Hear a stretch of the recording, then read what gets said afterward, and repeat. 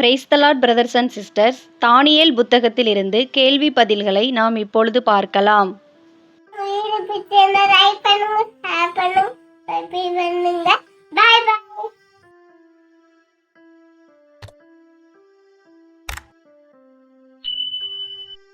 தானியேல் 9ஆம் அதிகாரத்திலிருந்து மொத்தம் 76 கேள்வி பதில்கள் கொடுக்கப்பட்டுள்ளன. வாங்க பார்க்கலாம். கேள்வி எண் 1. அகாஸ்வேரு ராஜாவின் புத்திரன் யார்?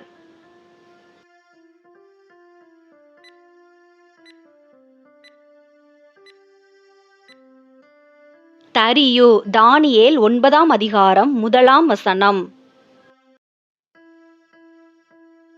கேள்வி எண் 2. அகாஸ்வேரு ராஜா டேஸ் குலத்தான்?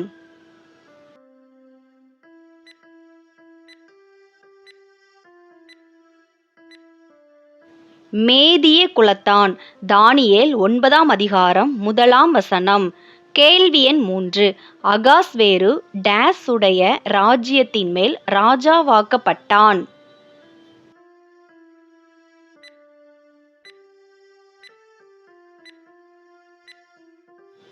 கல்தேயருடைய ராஜ்யத்தின் மேல். தானியேல் 9ஆம் அதிகாரம் 1ஆம் வசனம். கேள்வி எண் 4. எருசலேமின் பாழ்கடிப்புகள் நிறைவேறி தீர எத்தனை வருஷம் செல்லும்? 70 வருஷம். தானியேல் 9ஆம் அதிகாரம் 2ஆம் வசனம்.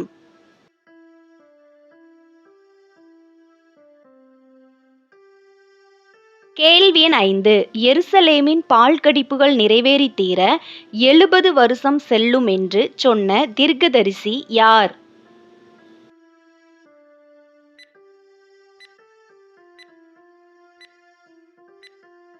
எரேமியா தீர்க்கதரிசி. தானியேல் 9ஆம் அதிகாரம் 2ஆம் வசனம். கேள்வி எண் 6. எருசலேமின் பாழ்கடிப்புகள் நிறைவேறி தீர 70 வருஷம் செல்லும் என்று கர்த்தர் சொல்லிய டேஸ் தொகையை டேஸால் தானியேல் அறிந்து கொண்டார்?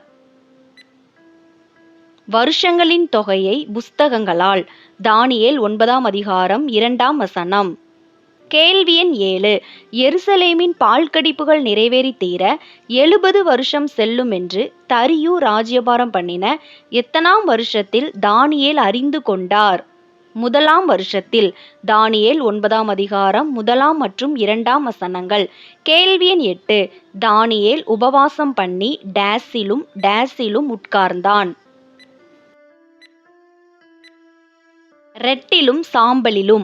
தானியேல் 9ஆம் அதிகாரம் 3ஆம் வசனம். கேள்வி எண் 9. தன் முகத்தை தேவனாகிய ஆண்டவருக்கு நேராக்கியது யார்?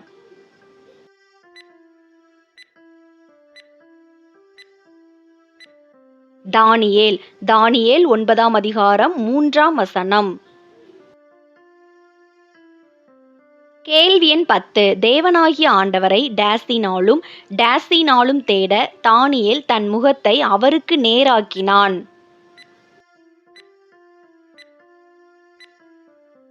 ஜெபத்தினாலும் விண்ணப்பங்களினாலும் தேட. தானியேல் 9ஆம் அதிகாரம் 3ஆம் வசனம். கேள்வி எண் 11. கர்த்தர் எவர்களுக்கு உடன்படிக்கையையும் கிருபையையும் காக்கிறார்? தம்மில் அன்பு கூர்ந்து தம்முடைய கற்பனைகளை கைக்கொள்ளுகிறவர்களுக்கு. தானியேல் 9ஆம் அதிகாரம் 4ஆம் வசனம். கேள்வி எண் 12. தானியேல் கர்த்தரை நோக்கி ஜெபம் பண்ணி பாவ அறிக்கை செய்தான். சரியா தவறா என கூறுக. சரி. தானியேல் 9ஆம் அதிகாரம் 4ஆம் வசனம். கேள்வி எண் 13. எவைகளை விட்டு தாங்கள் அகன்று போனோம் என்று தானியேல் கூறினார்? கர்த்தருடைய கற்பனைகளையும் நியாயங்களையும் விட்டு. தானியேல் 9ஆம் அதிகாரம் 5ஆம் வசனம். கேள்வி எண் 14. யூத ஜனங்கள் பாவம் செய்து அக்கிரமக்காரராயிருந்து டேஸ் நடந்து டேஸ் பண்ணினர்? துன்மார்க்கமாய் நடந்து கலகம் பண்ணினர். தானியேல் 9ஆம் அதிகாரம் 5ஆம் வசனம். கேள்வி எண் 15. தாங்கள் யாருக்கு செவி கொடாமற் போனோம் என்று தானியேல் கூறினார்?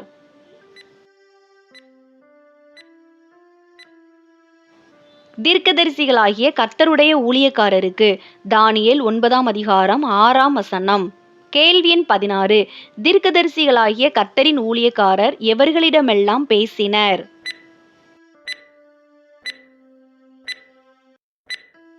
யூத ராஜாக்கள், பிரபுக்கள், சகல ஜனங்கள் மற்றும் அவர்கள் பிதாக்களோடு. தானியேல் 9ஆம் அதிகாரம் 6ஆம் வசனம். கேள்வி எண் 17. எது ஆண்டவருக்கே உரியது?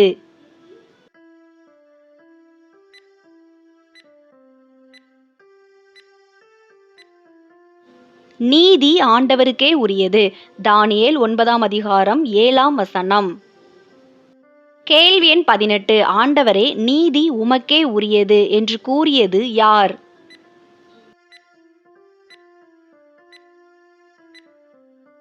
தானியேல். தானியேல் 9ஆம் அதிகாரம் 7ஆம் வசனம். கேள்வி எண் 19. எது நிமித்தம் யூத மனுஷரும் எருசலேமின் குடிகளும் சமீபமும் தூரமுமான எல்லா தேசங்களிலும் கர்த்தரால் துரத்தப்பட்டனர்? கர்த்தருக்கு விரோதமாகச் செய்த துரோகத்தின் நிமித்தம். தானியேல் 9ஆம் அதிகாரம் 7ஆம் வசனம். கேள்வி எண் 20. டேஸ் எங்களுக்கே உரியது என்று தானியேல் கூறினார்?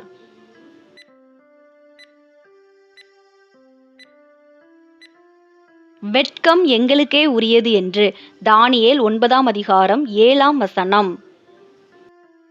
கேள்வி எண் 21. எவர்கள் எல்லாரும் வெட்கத்துக்குரியவர்கள் ஆனார்கள்?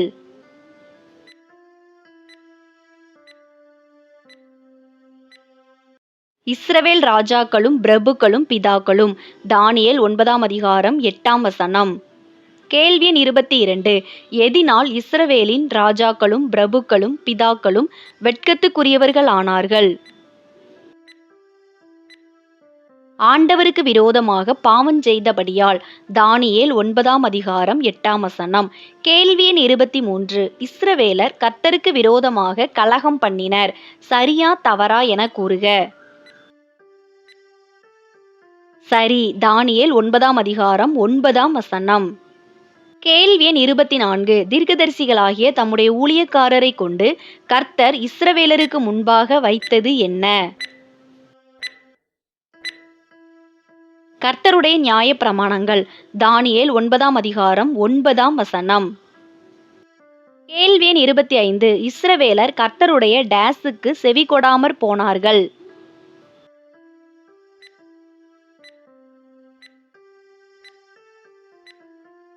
சத்தத்துக்கு. தானியேல் 9ஆம் அதிகாரம் 9ஆம் வசனம்.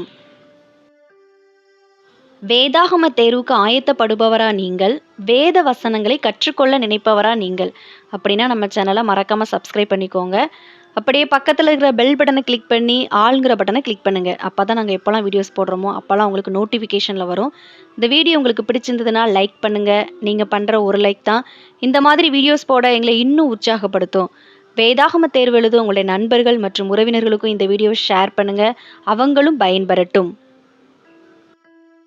கேள்வி எண் 26. எங்கள் தேவனாகிய ஆண்டவரிடத்தில் டேஸும் டேஸும் உண்டு என்று தானியேல் கூறினார்? இரக்கங்களும் மன்னிப்புகளும். தானியேல் 9ஆம் அதிகாரம் 10ஆம் வசனம். கேள்வி எண் 27. இஸ்ரவேலர் எல்லாரும் எதை மீறினர்?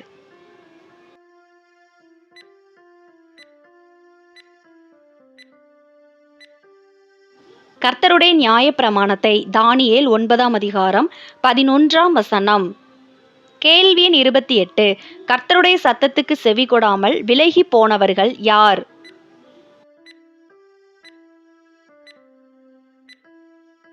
இஸ்ரவேலர். தானியேல் 9ஆம் அதிகாரம் 11ஆம் வசனம். கேள்வி எண் 29. தேவனுடைய தாசன் யார்?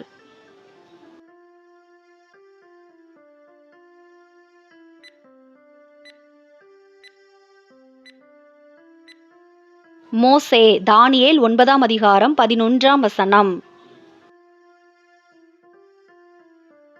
கேள்வி எண் 30 இஸ்ரவேலர் மேல் எவைகள் சொரியப்பட்டன?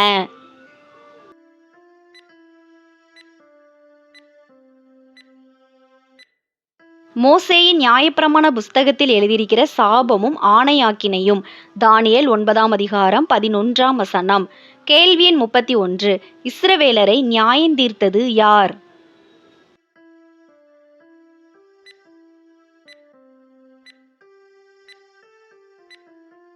நியாயாதிபதிகள். தானியேல் 9ஆம் அதிகாரம் 12ஆம் வசனம். கேள்வி எண் 32 டேஸில் சம்பவித்தது போல வானத்தின் கீழெங்கும் சம்பவியாதிருக்கிற டேஸ் இஸ்ரவேலர் மேல் கர்த்தர் வரப்பண்ணினார். எருசலேமில் சம்பவித்தது போல பெரிய தீங்கை. தானியேல் 9ஆம் அதிகாரம் 12ஆம் வசனம். கேள்வி எண் 33 கர்த்தர் தம்முடைய டேஸ் நிறைவேற்றினார்.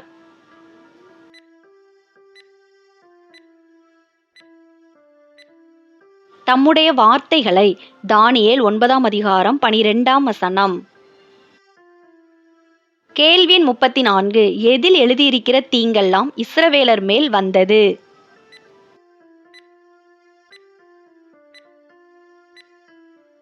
மோசேயின் நியாயப்பிரமாண புஸ்தகத்தில் எழுதியிருக்கிற தீங்கெல்லாம். தானியேல் 9ஆம் அதிகாரம் 13ஆம் வசனம். கேள்வி எண் 35 எதை கவனிக்கிறதற்கு இஸ்ரவேலர் கர்த்தரின் முகத்தை நோக்கி கெஞ்சினதில்லை? கர்த்தருடைய சத்தியத்தை கவனிக்கிறதற்கு. தானியேல் 9ஆம் அதிகாரம் 13ஆம் வசனம். கேள்வி எண் 36 கர்த்தர் டேஸிருந்து அந்த தீங்கை எங்கள் மேல் வர பண்ணினார் என்று தானியேல் கூறினார். கவனமாயிருந்து. தானியேல் 9ஆம் அதிகாரம் 14ஆம் வசனம். கேள்வி எண் 37 கர்த்தர் தாம் செய்து வருகிற தம்முடைய கிரியைகளிலெல்லாம் டேஸ். நீதியுள்ளவர். தானியேல் 9ஆம் அதிகாரம் 14ஆம் வசனம். கேள்வி எண் 38 கர்த்தர் தமது ஜனத்தை டேஸ் கையினால் டேஸ் தேசத்திலிருந்து புறப்பட பண்ணினார். பலத்த கையினால் எகிப்து தேசத்திலிருந்து. தானியேல் 9ஆம் அதிகாரம் 15ஆம் வசனம். கேள்வி எண் 39 கர்த்தருடைய பரிசுத்த பர்வதம் எது? எருசலேம். தானியேல் 9ஆம் அதிகாரம் 16ஆம் வசனம். கேள்வி எண் 40 இஸ்ரவேலர் எவர்கள் யாவருக்கும் நிந்தையானார்கள்?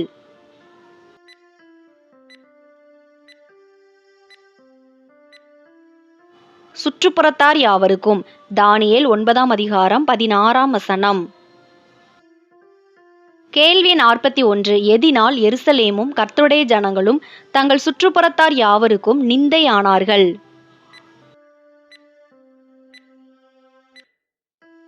தங்கள் பாவங்களினாலும் தங்கள் பிதாக்களின் அக்கிரமங்களினாலும். தானியேல் 9ஆம் அதிகாரம் 16ஆம் வசனம். கேள்வி 42 உம்முடைய டேஸ் படியே உமது கோபமும் உக்கிரமும் எருசலேம் நகரத்தை விட்டு திரும்பும்படி செய்யும் என்று தானியேல் வேண்டினான். சர்வ நீதியின்படியே. தானியேல் 9ஆம் அதிகாரம் 16ஆம் வசனம். கேள்வி 43 பாழாய் கிடந்தது எது?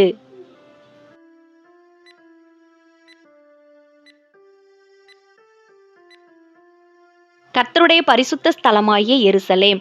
தானியேல் 9ஆம் அதிகாரம் 17ஆம் வசனம். கேள்வி 44 உம்முடைய பரிசுத்த ஸ்தலத்தின் மேல் டேஸி நிமித்தம் உமது முகத்தை பிரகாசிக்க பண்ணும்? ஆண்டவரி நிமித்தம். தானியேல் 9ஆம் அதிகாரம் 17ஆம் வசனம். கேள்வி 45 என் தேவனே உம்முடைய செவியை சாய்த்து கேட்டருளும் என்று விண்ணப்பம் பண்ணியது யார்?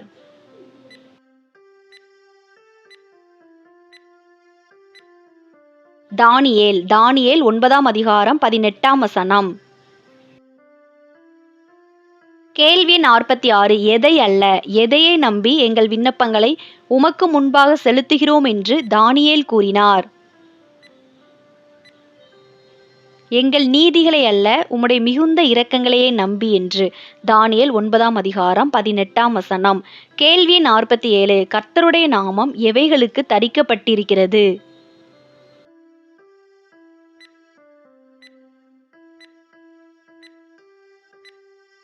எருசலேம் நகரத்துக்கும் யூத ஜனங்களுக்கும். தானியேல் 9ஆம் அதிகாரம் 19ஆம் வசனம். கேள்வி எண் 48. ஆண்டவரே கேளும், ஆண்டவரே டேஸ், ஆண்டவரே டேஸ் என்று தானியேல் கூறினார். ஆண்டவரே மன்னியும், ஆண்டவரே கவனியும் என்று. தானியேல் 9ஆம் அதிகாரம் 19ஆம் வசனம். கேள்வி எண் 49. தானியேல் கர்த்தரிடம் எவைகளை அறிக்கையிட்டான்?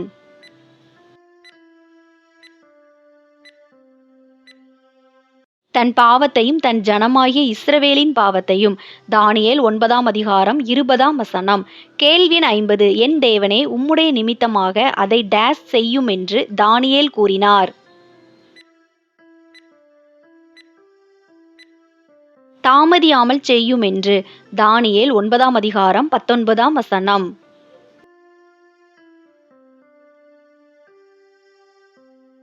கேள்வி எண் 51. தேவனாகிய கர்த்தருக்கு முன்பாக தானியேல் எதை செலுத்திக் கொண்டிருந்தான்?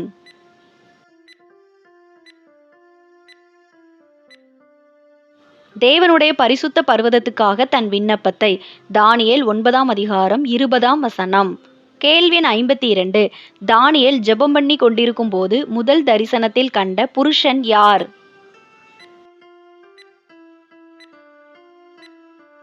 காபிரியேல் தூதன். தானியேல் 9ஆம் அதிகாரம் 21ஆம் வசனம். கேள்வி எண் 53. காபிரியேல் தூதன் எந்த வேளையிலே தானியேலை தொட்டார்?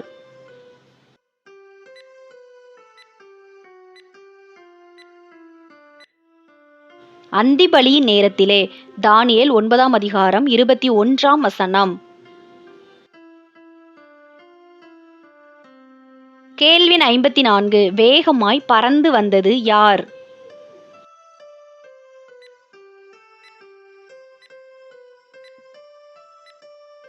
காபிரியேல் தூதன். தானியேல் 9ஆம் அதிகாரம் 21ஆம் வசனம். கேள்வி எண் 55. எதற்காக காபிரியேல் புறப்பட்டு வந்தார்?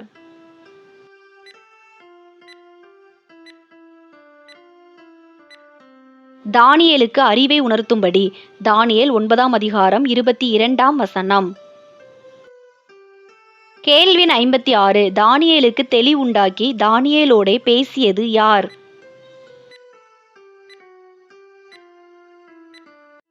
காபிரியேல். தானியேல் 9ஆம் அதிகாரம் 21 மற்றும் 22 வசனங்கள். கேள்வி எண் 57. நீ மிகவும் பிரியமானவன். யார் யாரிடம் கூறியது?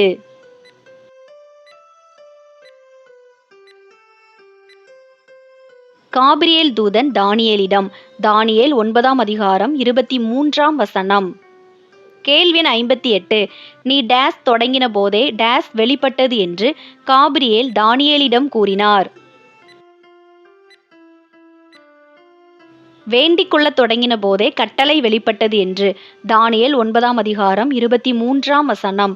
கேள்வி எண் 59. எதை அறிந்து கொள் என்று காபிரியேல் தானியேலிடம் கூறினார்?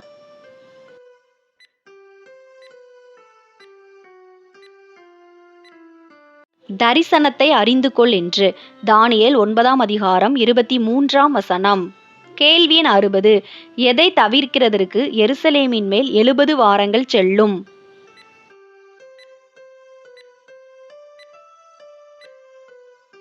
மீறுதலை தவிர்க்கிறதற்கு. தானியேல் 9ஆம் அதிகாரம் 24ஆம் வசனம். கேள்வி எண் 61. டேஸ் தொலைக்கிறதற்கும் டேஸ் நிவிர்த்தி பண்ணுகிறதற்கும் எருசலேமின் மேல் 70 வாரங்கள் செல்லும்? பாவங்களை தொலைக்கிறதற்கும் அக்கிரமத்தை நிவிர்த்தி பண்ணுகிறதற்கும். தானியேல் 9ஆம் அதிகாரம் 24ஆம் வசனம். கேள்வி எண் 62. எதை வருவிக்கிறதற்கும் எருசலேமின் மேல் 70 வாரங்கள் செல்லும்?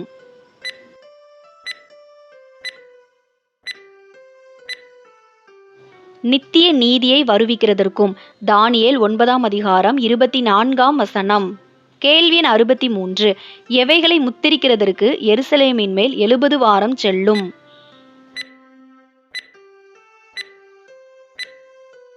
தரிசனத்தையும் தீர்க்க தரிசனத்தையும் முத்திரிக்கிறதற்கு. தானியேல் 9ஆம் அதிகாரம் 24ஆம் வசனம். கேள்வி எண் 64. யாரை அபிஷேகம் பண்ணுகிறதற்கும் எருசலேமின் மேல் 70 வாரங்கள் செல்லும்படி குறிக்கப்பட்டிருக்கிறது? மகா பரிசுத்தமுள்ளவரை அபிஷேகம் பண்ணுகிறதற்கு. தானியேல் 9ஆம் அதிகாரம் 24ஆம் வசனம். கேள்வி எண் 65. பிரபு ஆகிய மேசியா வருமட்டும் டேஸ் வாரமும் செல்லும் என்று காபிரியேல் கூறினார். 7 வாரமும் 62 வாரமும். தானியேல் 9ஆம் அதிகாரம் 25ஆம் வசனம். கேள்வி எண் 66. எவைகள் மறுபடியும் கட்டப்படும்?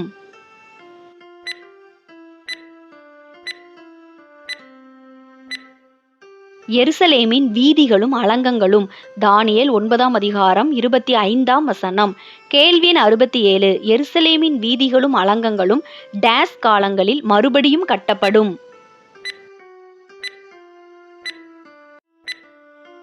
இடுக்கமான காலங்களில். தானியேல் 9ஆம் அதிகாரம் 25ஆம் வசனம். கேள்வி எண் 68. 62 வாரங்களுக்கு பின்பு சங்கரிக்கப்படுவது யார்?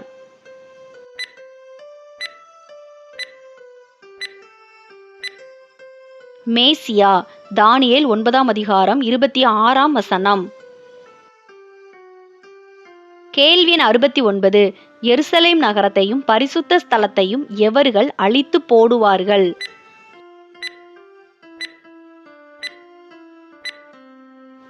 வரப்போகிற பிரபுவின் ஜனங்கள். தானியேல் 9ஆம் அதிகாரம் 26ஆம் வசனம். கேள்வி எண் 70. எதின் முடிவு ஜலப்பிரவாகம் போல இருக்கும்?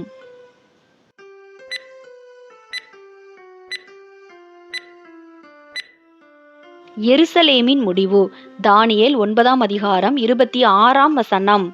கேள்வி எண் 71. முடிவு பரியந்தம் டேஸும் உண்டாக நியமிக்கப்பட்டது?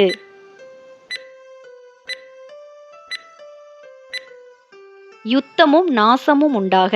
தானியேல் 9ஆம் அதிகாரம் 26ஆம் வசனம். கேள்வி எண் 72. மேசியா ஒரு வாரமளவும் அநேகருக்கு எதை உறுதிப்படுத்துவார்?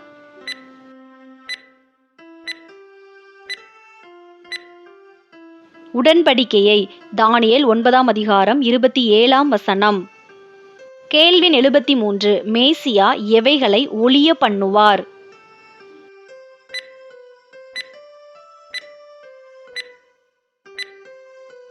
பலியையும் காணிக்கையையும். தானியேல் 9ஆம் அதிகாரம் 27ஆம் வசனம். கேள்வி எண் 74. அந்த ஒரு வாரம் டேஸ் சென்றபோது மேசியா பலியையும் காணிக்கையையும் ஒழிய பண்ணுவார்?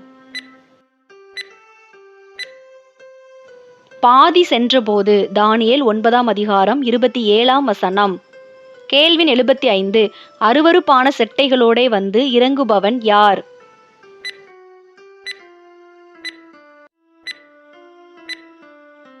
பாழாக்குகிறவன். தானியேல் 9ஆம் அதிகாரம் 27ஆம் வசனம். கேள்வி எண் 76. பாழாக்குகிறவன் மேல் தீரு மட்டும் சொரிவது எது?